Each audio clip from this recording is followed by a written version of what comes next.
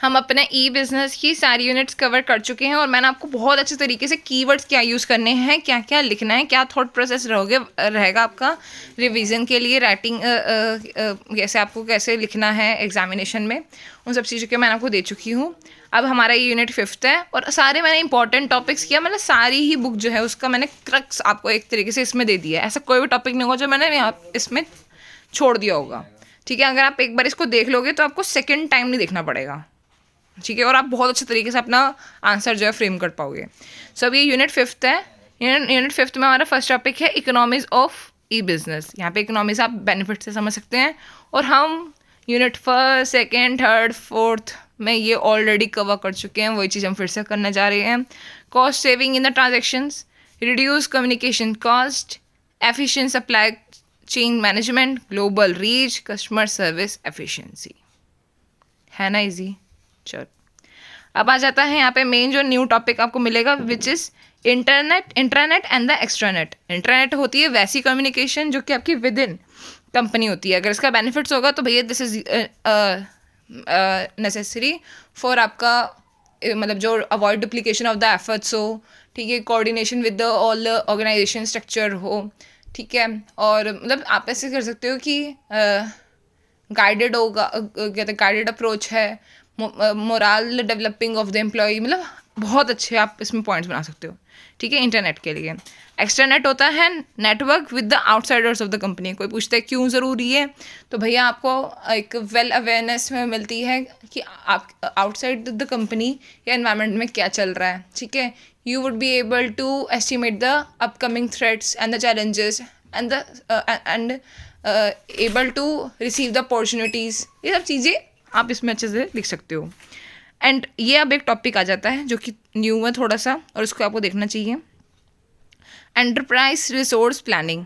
उसी को ही आप कहते हैं ERP। ठीक है, मैं आपको एक वैसे जनरली लेमन लैंग्वेज में बता देती हूँ। ERP जनरली वो एप्लीकेशंस होते हैं जो कि एक एम्प्लॉय बिजनेसेस बनाते हैं, इसलिए कि भैया हमारे जो डे टू डेली टास्क होते हैं ना, हमारे जो कॉर्पोरेट ऑपरेशंस होते हैं ना, वो हमारे एक तरीके से स्पीड अप हो जाए या अच्छे तरीके से फैसिलिटेट हो जाए एफिशिएंटली। ठीक है, तो ये उसी की डिफाइन है, a software that reengineers a company's production, distribution, financial, human resources and other business operations to boost the productivity, adaptability and eventually profitability.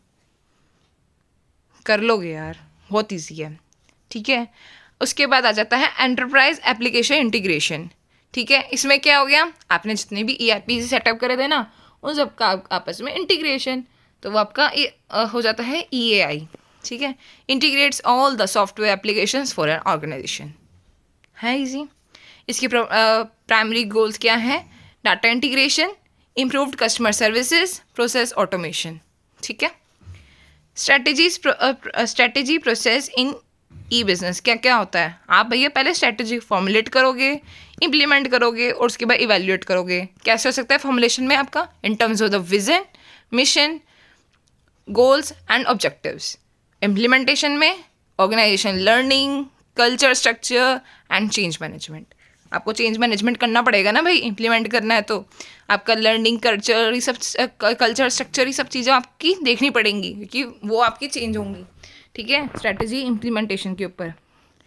फिर आपका इवेल्यूएशन और एडॉप्शन क्या होगा, on the basis of the technology evolution. जैसे जैसे technology evolute होगी वैसे वैसे आपका होगा। ठीक है, नेक्स्ट आपके पास टॉपिक आ जाता है और लास्ट टॉपिक आ जाता है इस सब्जेक्ट का, हम कह सकते हैं search engine and internet advertising.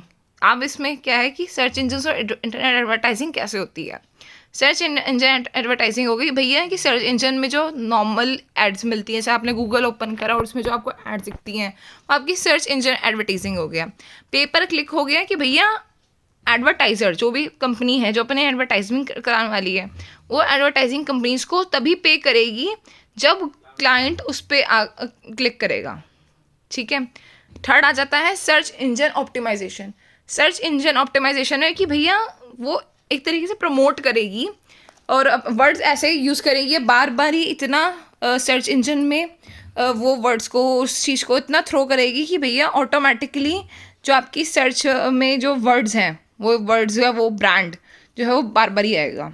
ठीक है, पर्सनलाइज ऐड हो गया कि जिसमें हम नोटिफिकेशन या कुछ एड्स ऐसे बना दी जो कस्टमर की एग्जैक्ट नीड को केटर करेगा, ठीक है।